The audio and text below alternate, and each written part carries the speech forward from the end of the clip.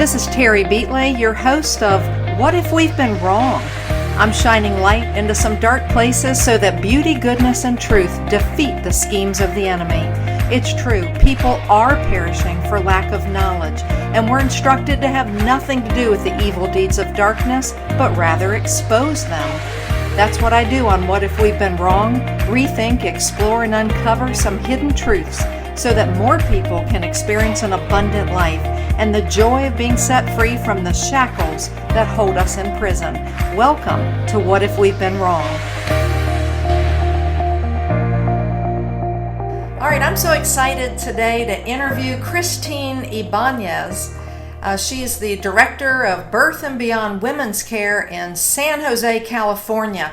And the reason for this is they've made a new discovery on how to rescue women who are homeless in San Jose, California, to literally get them off the streets and provide shelter, housing, food, care for them during their pregnancy and beyond, even helping them find jobs. You know, and this is one of the big issues that a lot of people on the pro-choice side of the abortion argument will say, oh, well, you pro-lifers, you're pro-baby, you're pro-birth, but you're not pro-woman. Well, let me tell you something. Christine and her team, they've knocked it out of the park. They're setting almost like a new precedent for the rest of the United States to look at what's happening in San Jose. Christine, welcome to What If We've Been Wrong? Yeah. I'm so glad we connected the other day, and as soon as you started sharing what happened beginning July 4th, I thought, oh my gosh, I've got an interview for my radio show, and then we sat in my car for the next hour and talked, and I realized, okay, that could have been the radio interview. Oh my gosh. Yeah, definitely. Let's just jump into it. Tell us first a little bit about Birth and Beyond Women's Care in San Jose, and then we'll launch into this exciting new discovery that you've made. So tell us a little bit about Birth and Beyond in San Jose. Oh, yeah, definitely. So for donors and benefactors, we are known as the Juan Diego Society. And we are 32 years old now, and the Juan Diego Society was formed actually by Monsignor Sweeney and a group of parishioners way back here in San Jose, California, to meet the needs of young pregnant girls, not necessarily girls on the street who are homeless, but all pregnant women that needed to know that they had an option for life. And that we needed to uncover exactly what Planned Parenthood was doing behind the curtain, what they were doing for women, which was giving them only one choice, which was to terminate the pregnancy. So the center started as a bit of sidewalk counseling, a bit of protesting, a bit of help and care for young ladies, and just everything all rolled up into one. And I came on board just about a year ago, and I had some experience already with serving homelessness and working at a place that was called Families First EMQ as well, that does social services. But I was part of a sidewalk counseling team myself, and I also was working with homeless women and everybody by going out to the streets and ministering and serving every other Saturday morning with a little tiny group called Sleeping Bags for the Homeless. Well, it turns out, of course, because there's almost 5,000 homeless on the streets of San Jose every single night. And this is our very current numbers as of the beginning of 2017. And the numbers keep growing every year. There are almost 5,000 on the streets, and there are about 750 beds available, leaving 4,000 some without anywhere to go, without any shelter. Wow. And when I met with the managers of those centers that are the homeless advocacy shelters, they tell me that over half are women, and of those women, maybe 10 to 20% at once are pregnant on any given night. And I thought, oh my gosh, we're not doing enough to help those young ladies. Right. That needs to be where we focus. Mm-hmm. Yeah. So we at the same time, we were putting together a brand new marketing campaign. So with the help of Heartbeat International, what we did was we focused ourselves on what it is that we need to do to advertise ourselves to young ladies, specifically millennials, to reach them on their turf and their grounds. and to not take away who we are and what we do, but to just show them the face that we have that's there to help them.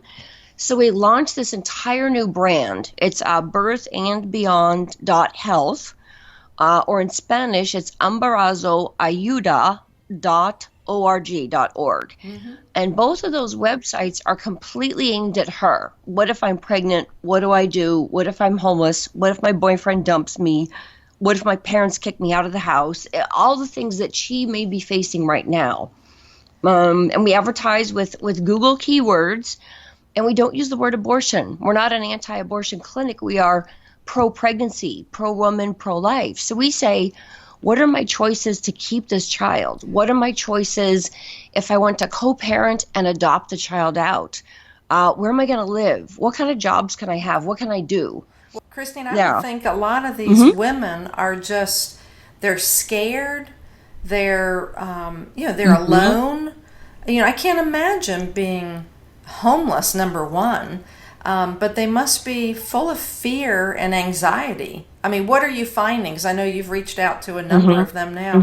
What's the common thread among a lot of these women? Oh, yeah. Yep. Well, the reason it's interesting and curious. The reasons for homelessness are not some of the things you would think. It's really not drug addiction. It's more of people who can't find jobs, or they have a part-time job and nowhere to live, and they can't find a broken down bus or a trailer, and they can't rent a garage for $2,000 a month in San Jose. And the price per bedroom here is about $2,000 or $2,500 a month per room. And a lot of people just can't afford that rent. And so the young ladies that we're finding they're scared, they're terrified.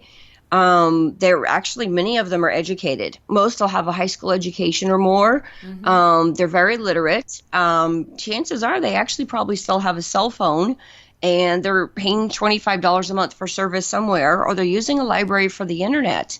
They're finding us through the internet and through our hotline. It's, we have 331-444-LIFE, spelled out, 5433. And that goes right to me or my counselors 24/7. And you can text to us, and I'll text back right then and there. But it's young ladies that are just terrified to know that, or have the suspect that, oh my gosh, I think I might be pregnant. I can't even feed myself. How am I going to feed another child? All right, so if I was one of these women, what am I going to do? Christine, if I was one of these women and I call your hotline, let's say, walk me through what happened on July 4th, because that's when you got your first call. So this young lady, what I think you told me she called Planned Parenthood and didn't get an answer, and then she called your hotline. So walk us through that. I want my listeners to understand the heart, really the love that you poured out to this young woman on July 4th, where she could have made a life-altering, horrible decision, but she didn't. You came to her rescue. So walk us through that. What happened on July 4th, 2018? Oh, yeah. I was with my little boy who's off school, and my husband's an officer and he's on duty. And so we're just at the house. Thankfully, I was around. I saw the hotline call coming in. It comes in on our phones, and I have the choice to say, it's, hotline through the system, ignore voicemail or answer. I'm like, I'll answer this one. It's July 4th. We're home. We don't have anything going on until later today. And it's a young lady, and she's like, I just arrived by bus. Okay, sure. Hi, my name's Christine. What's your name? Oh, X. What am I going to call her? Pink Sneakers. That's what's next to me. My name is Pink Sneakers. I said, well, yeah, what can I do for you? Well, how's it going today? Well, I just got to the shelter. And so I'm on the phone, and I'm looking up, pregnant, what do I do now? And I see that there's a Planned Parenthood, but I'm not quite sure I want to have an abortion. But, I called the number, but they weren't answering. But I called your number. Do you do abortions as well? I said, well, we have some alternatives, but you know what? It's July 4th. Are you in a safe place? Yeah, I just got to the shelter. Okay, are you all checked in? I'm getting checked in. Okay. What's the safe place near the shelter I can meet you at? Well, there's a McDonald's nearby.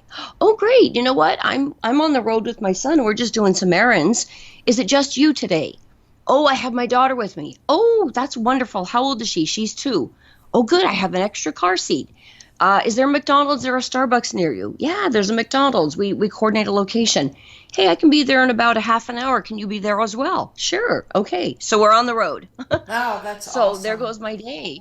hmm And I literally met Pink Sneakers in person, and had a backpack with a few disheveled belongings, and a little girl literally with 2 diapers that the center gave her, and no change of clothes, and a little broken down stroller, and that's it. That's What, all she escaped with onto the bus. and how far along in her pregnancy was hmm she?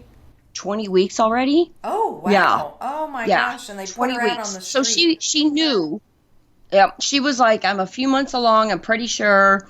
And she said, I don't want to have to abort, but I think in California I can abort. And I'm Oh, like, I'm not quite sure of the laws, but I believe in California you can abort up until viability or date of birth or something crazy like that. And I know it's well into the second trimester. Yeah, so we Googled up on the phone right away. Said, oh, 20 weeks. Let's take a look on the phone. So what I do is I always have the girl go to her phone and look up what 20 weeks conception or development looks like. 20 weeks conception, hit Google, hit images. It's right there. I don't have to tell her anymore. That's what the baby looks like right now. She wasn't feeling it move yet. It's right about the time she might feel it move.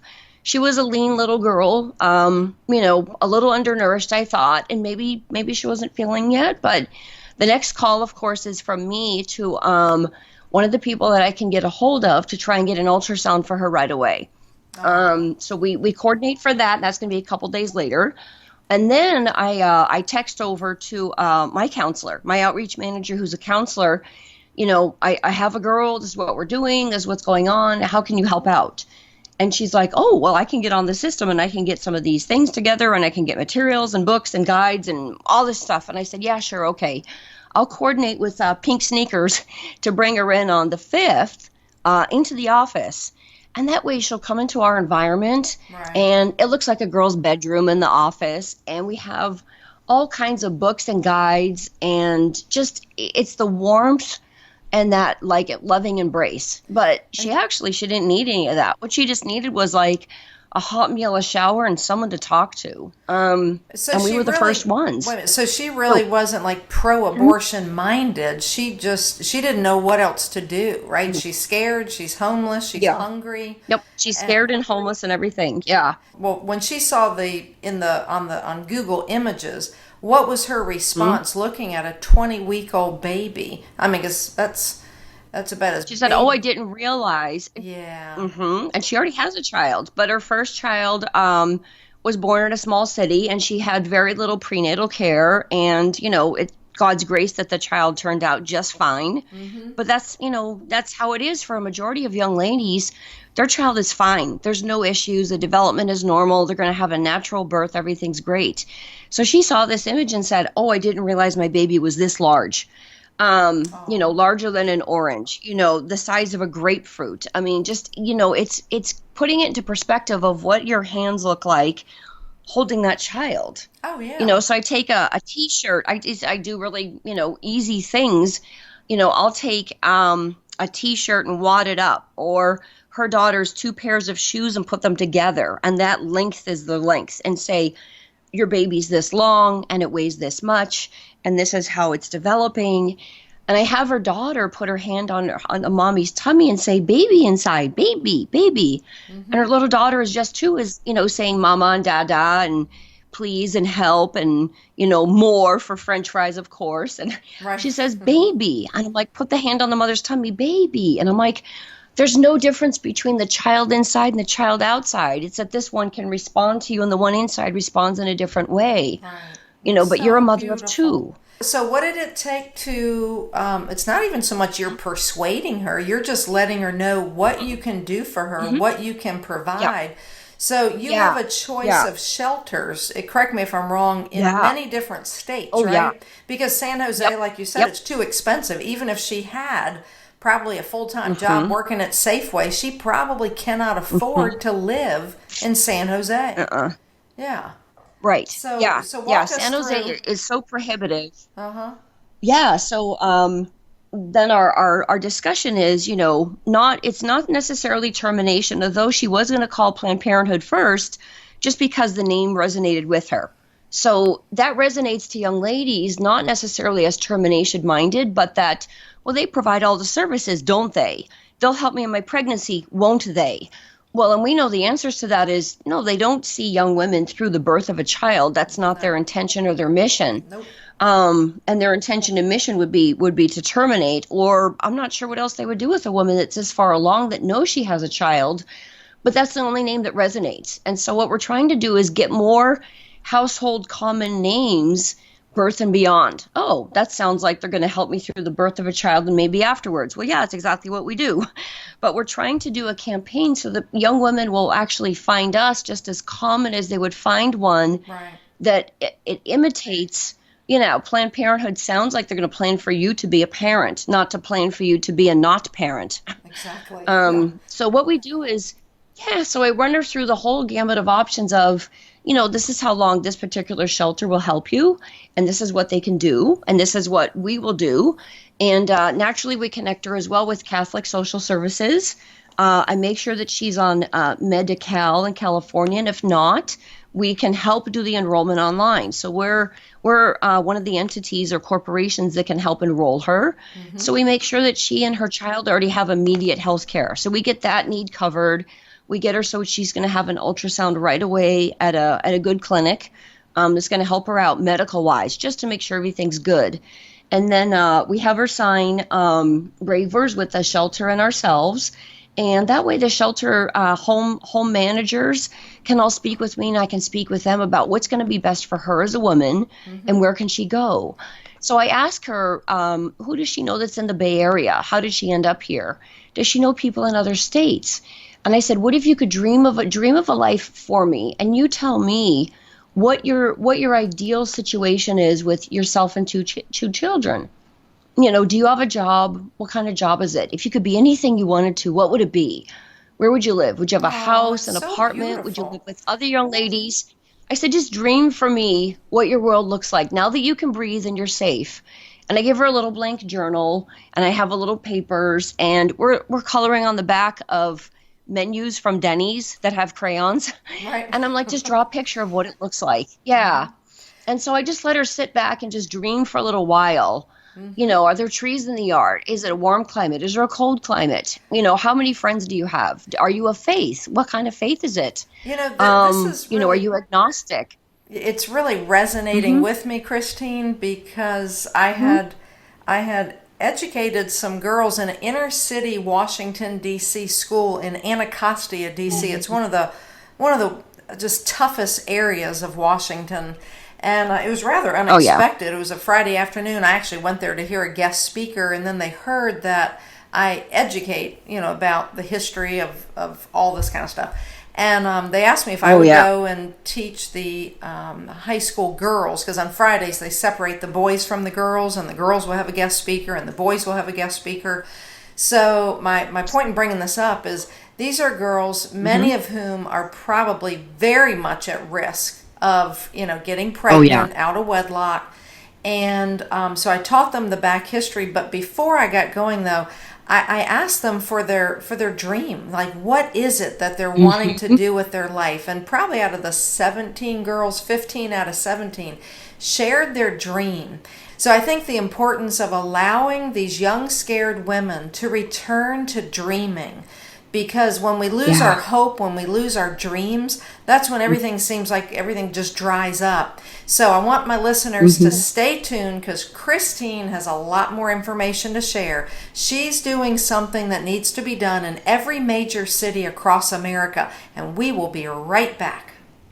Think back to the last time you felt healthy and energized. The best times of our lives occur when we're at the peak of our health, sleeping better, full of energy and focus. We know that fades with age, and you might be feeling the effects of aging as low energy and poor sleep. But it doesn't have to be that way. There haven't been any nutrition systems designed to rejuvenate our bodies as we get older until now. Healthy Cell Pro is the only multi-nutrient system that impacts the building block of your body, the cell. Created by anti-aging expert and Nobel Prize nominee, Dr. Vincent Giampapa. Award-winning Healthy Cell Pro cuts through the complexity of nutrition supplements by simply giving you the purest ingredients, filling dietary gaps to nourish your cells and enhance your quality of life for optimal performance. Visit healthycell.com and use code OUTLOUD for an exclusive discount or call 844-869-9958.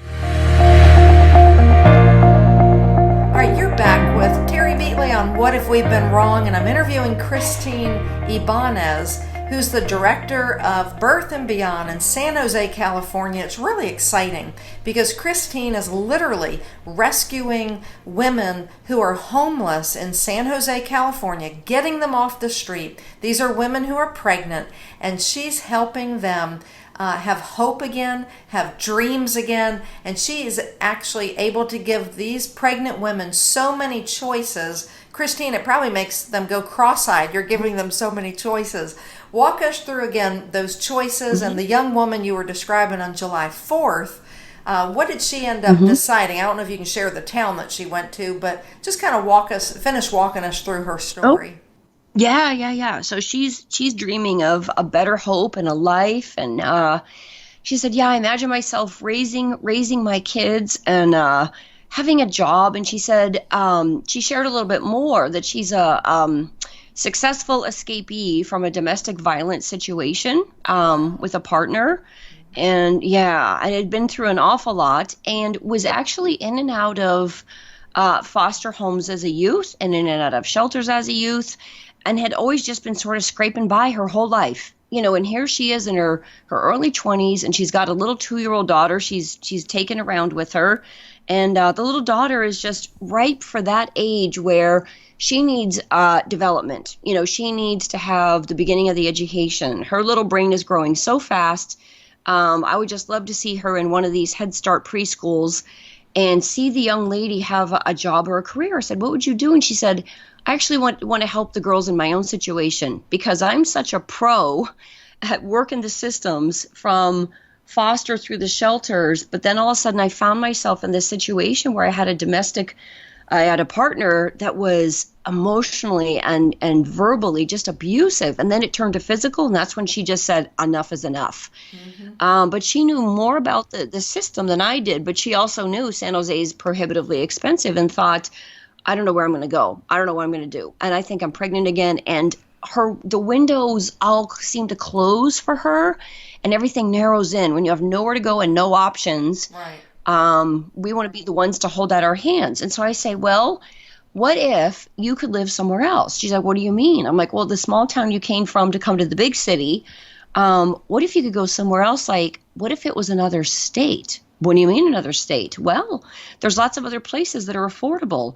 I said, "There's neighboring states and communities, and I have a network of pregnancy centers that are pregnancy homes. And they take the young ladies in, with and without their other children also, and let them stay the entire pregnancy, give them education, give them support, vocational training, job assistance, resume writing, and life skills.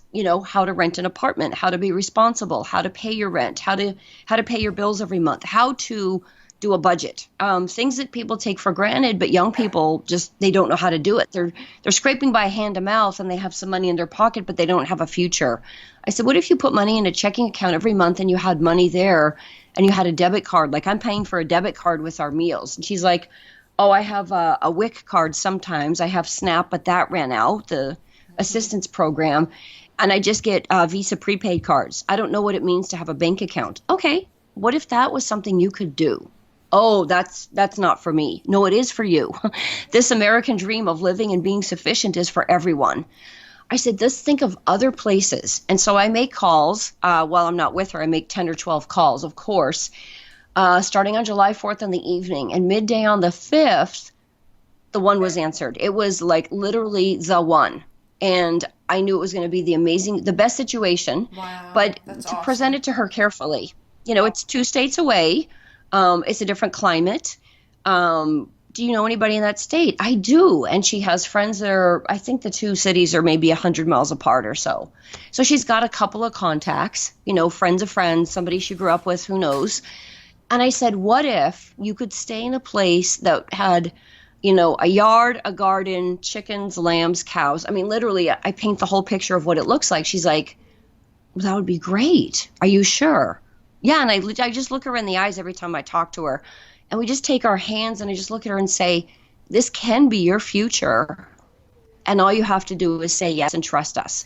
And of course, this is a girl who doesn't trust anybody. Right. She doesn't trust anybody, and she has she hasn't now, but she had no vision for even remotely being independent. She literally thought her whole life she's going to have to be hand to mouth and never be able to experience the American dream. I just think this is so and on profound. food stamps forever. Yeah. Right. Yeah. And a lot of the people that we're meeting that are in the homeless encampments or at a shelter and reach out to us and say, birth and beyond, what does beyond mean? I'm like, live the dream, literally from Rapunzel, live the dream, it's us showing them that they can have a hope and a future that they didn't even think existed. Right. And to say that it's real, and I'm not paid by some funded agency. We're an independent little tiny donor-funded nonprofit, right. And we have no skin in the game other than our love to help them. So I'm not a counselor at a shelter. I'm not, part of a big network where we have to do and say certain things. We do it because we know it's the right thing to do, and it's out of love and faith.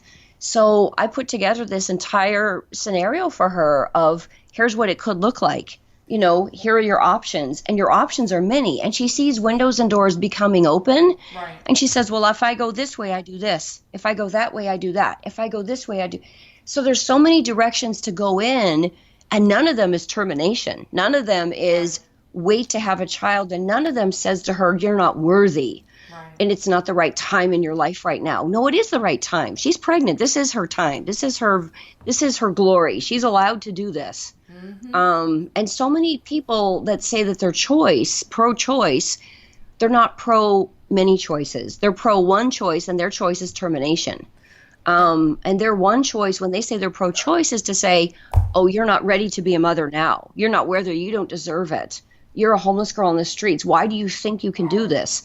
And I say, why not? Why do we think that their only choice is termination? Her choice has already been made. She's already pregnant. The choices are her future choices and her vision for herself. And no one else presents that except for pregnancy centers like ours. Well, let me ask you something, but we're kind of unique because we minister on the streets. Christine, let me interject with a question here about adoption. Do you find that many of these young women are open to that idea, or is it too heart-wrenching for them to think, oh my gosh, I have to, quote, and I hate this quote, give a baby up for adoption? I don't use those words, by the way.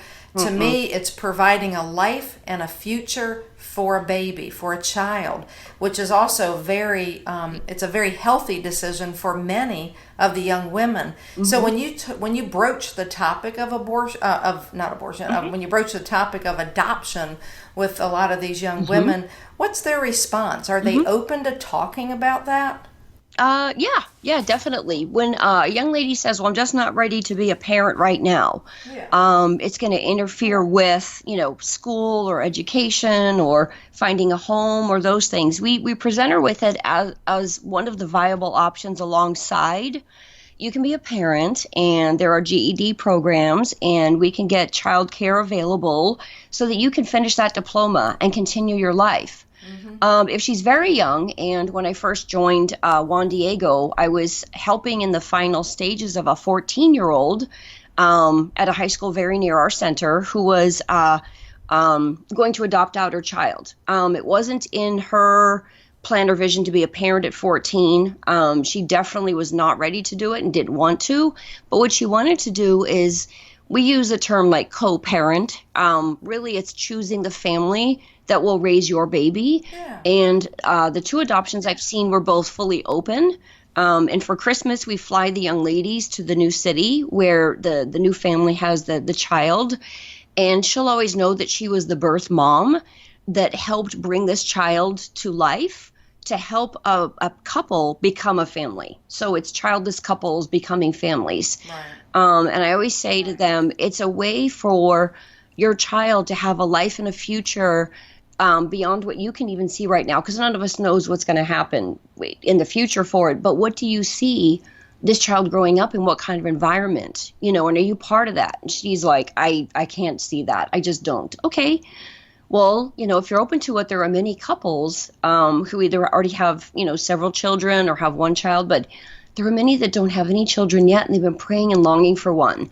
Or they have situations where they can't conceive for some reason.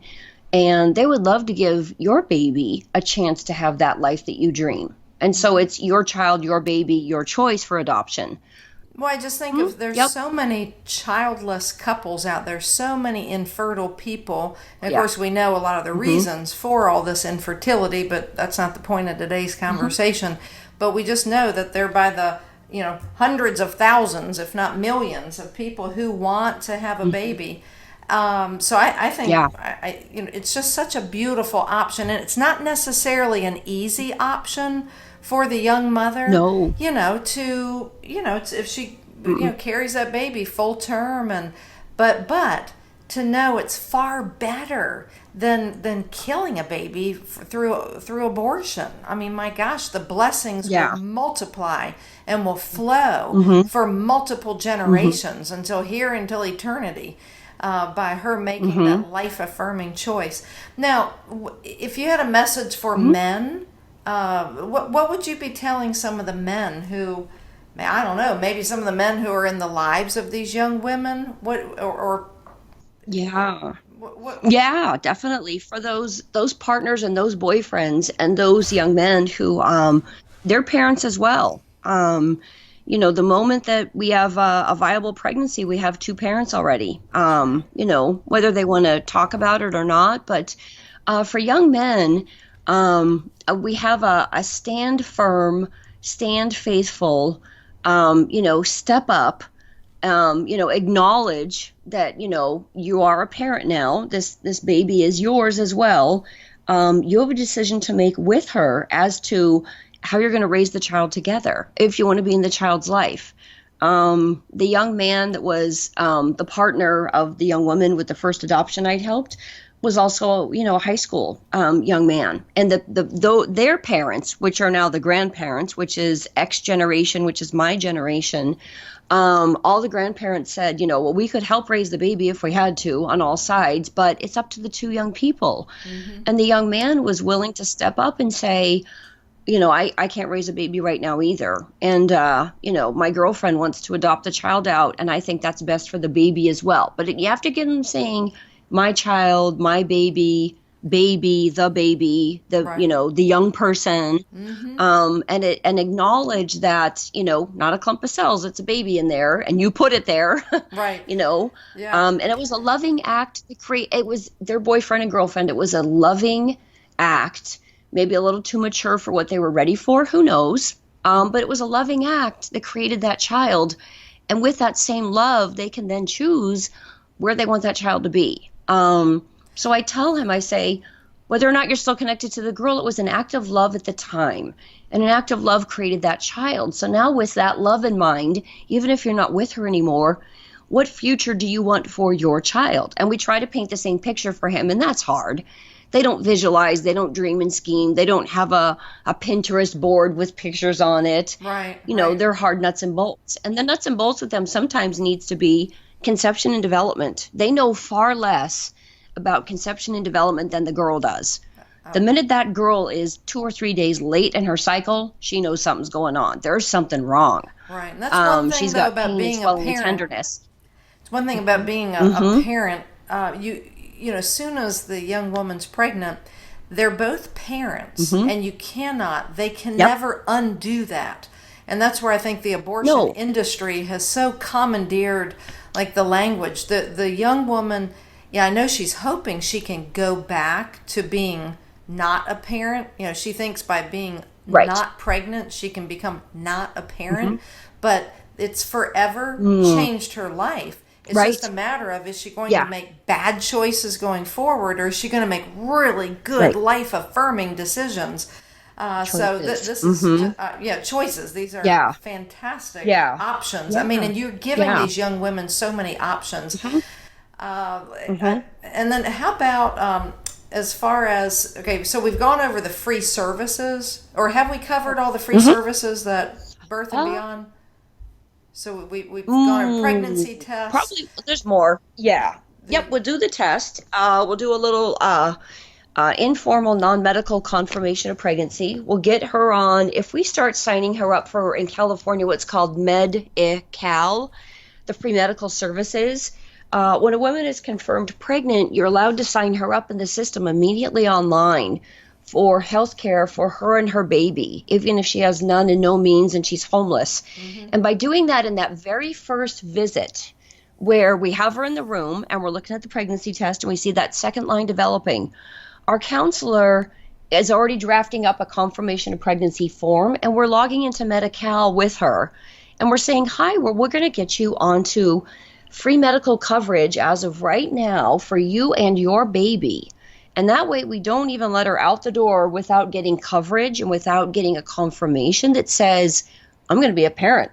Here's my timeline. You know, I'm going to go see a doctor next. I'm going to go get an ultrasound and a blood test, and I'm going to get on the path of taking care of my body and the baby's body. So we immediately affirmed that choice by actually telling the government she's pregnant. You know, we want her to have health care and coverage, and that's one good thing in California that they do. So she doesn't leave with a stick with 2 pink lines thinking I could still walk over to Planned Parenthood and end it all. We're going to give her a 9-month journal right then and there.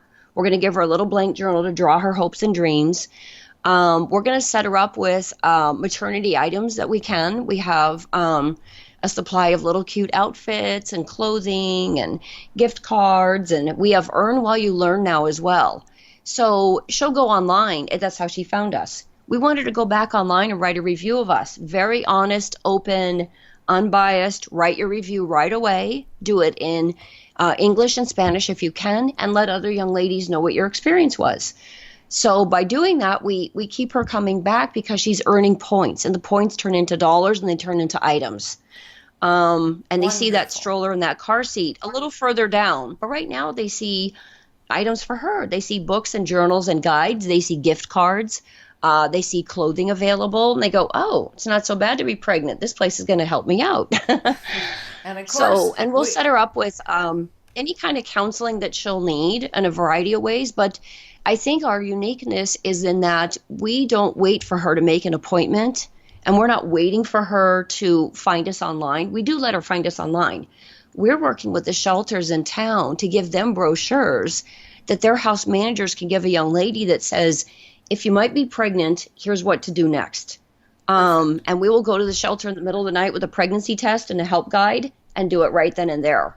And we're going to homeless encampments, and no one else does that. No one. Either they're not allowed to, their charter doesn't allow it, their parent company doesn't allow it, the government grant they're on doesn't allow it. Well, phooey to that. We're independently funded and donated, and our board said, yes, please go to those shelters, go to the encampments and find her. She exists. So beautiful. Yep. And the marginalized women, the marginalized young women don't have other help. And so I show up handing out sandwiches and sneakers and water with my group of non-secular friends of any faith and no faith, and there I am with my little cross around my neck, and that's my only indication of faith. Or it's in my eyes and my heart. Christine, when we come back, we're going to talk about who was Juan Diego, because I want every American to know who was Juan Diego. So we'll be right back. The Out Loud perspective awaits you in life, love, politics, a healthy lifestyle, your faith, personal development, and living an out loud life on AmericaOutloud.com. Well, it's your news and entertainment network where you can listen 24/7 on our free apps on both Android and Apple. Welcome to the new era in communications, America Out Loud Talk Radio.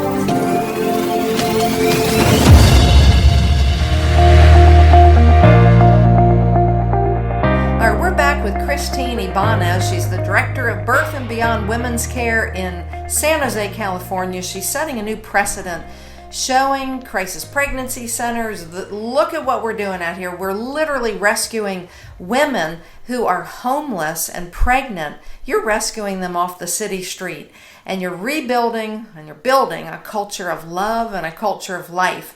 I guess you'd say the mother company over Birth and Beyond Women's Care is called the Juan Diego Society. And I think it's important, Christine, for us to let people know who was Juan Diego, because he's become a very, very famous saint. However, most Americans have no clue who he was. Of course, if you're down in Mexico, you would probably know. But tell us a little bit about who was Juan Diego. Oh, yeah, definitely. Yeah, we were formed after the saint himself, Saint Juan Diego. And the saint himself is from down in Mexico. And this young man had visions of Our Lady. He had apparitions.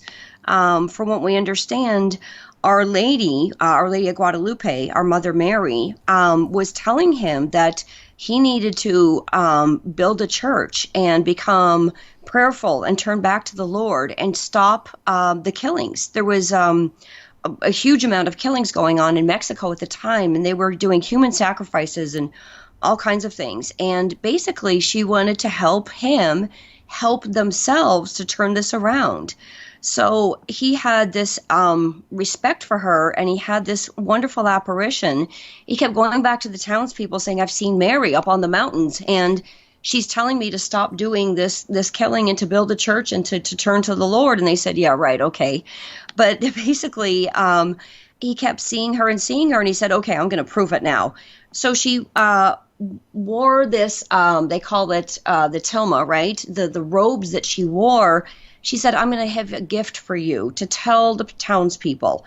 She opened her tilma and roses fell out, and he gathered the roses and brought them back to town. And this is a place where roses don't grow. And basically, this was the sign that he was to present to the local townspeople and to the bishop in town. And it was roses. It's like snow in San Jose, California. It doesn't exist.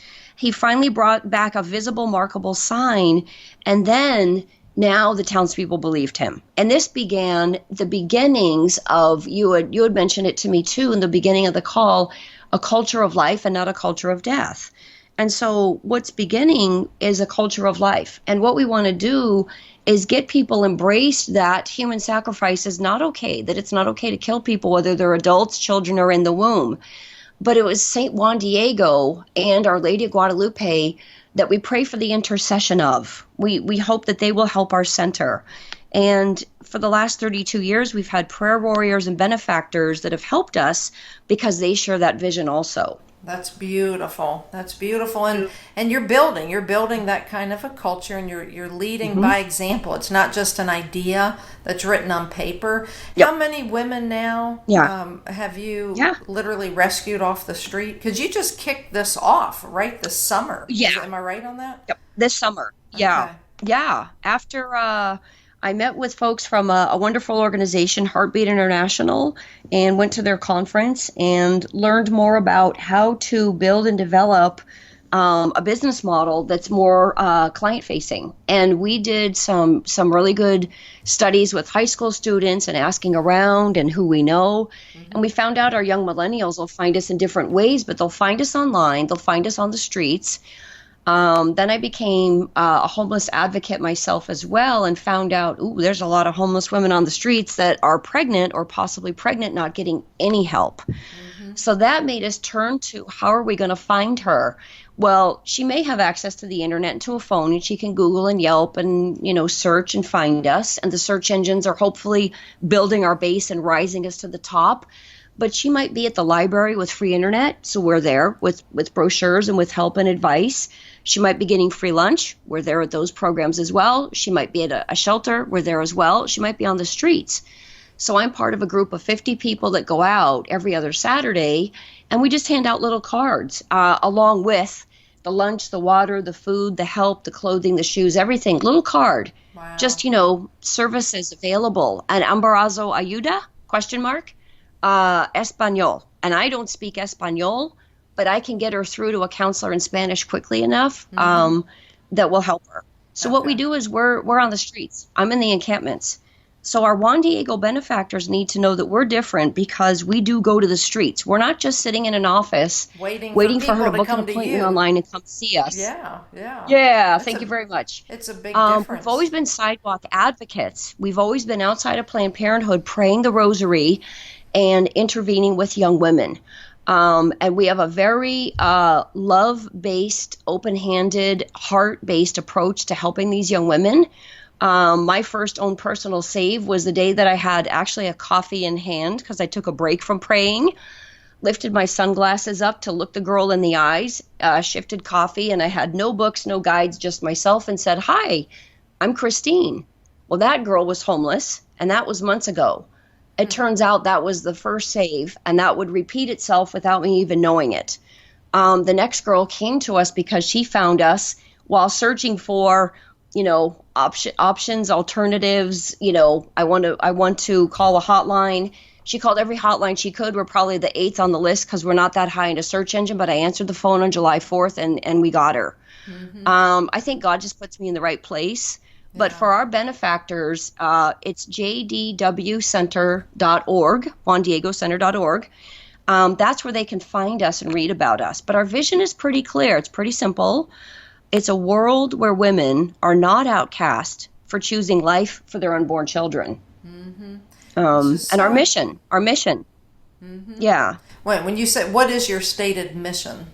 Oh, yeah. It's to support women through birth and beyond, and for choosing life for their unborn babies in a Christ-centered environment. Okay, all right. So, and I think that's important, is we don't lose the Christ-centeredness of the mission. Because when you take Christ out of the center, I mean, you're because those babies need to know who Jesus Christ is. The mothers, if they don't know who Jesus is, they need to know.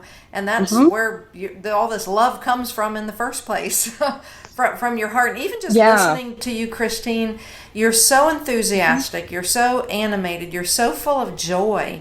It radiates just over the radio interview here. And I'm just so truly grateful for that.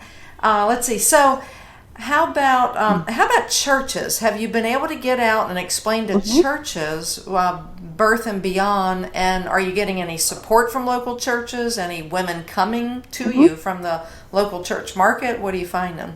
Yeah, we traditionally had been formed and based and did, I'd say 99.99% of the fundraising through our local Catholic churches. And we still continue to do so as much as we can. We try to get into the bulletins. We try to do a baby bottle drive, a second collection here and there, and to get the word out through our faith-based organization. But we're branching out now more. I have some volunteers that are based in Bible-based churches, born-again Christians. Our newest outreach manager is a very active member of the Latter-day Saints faith through the LDS Church, and they do similar things that we do. Unbelievably, all faiths lead to life and faith and hope in God. And whether they're overtly pro-life or not, they definitely will talk about the sanctity of life. And when you get them into a conversation about choices a young woman could make, because they may say immediately, well, we're pro-choice, just because we don't want to intervene between her and God in that choice. And we say, well, we need to assist her in God in that choice. And if she doesn't know the resources available, she may unfortunately choose death for the child. And that's not something that any Christian wants to hear, but they're a little hands-off about it. Right. But we bring them back into the conversation about how we can help the young ladies, but how they can help us.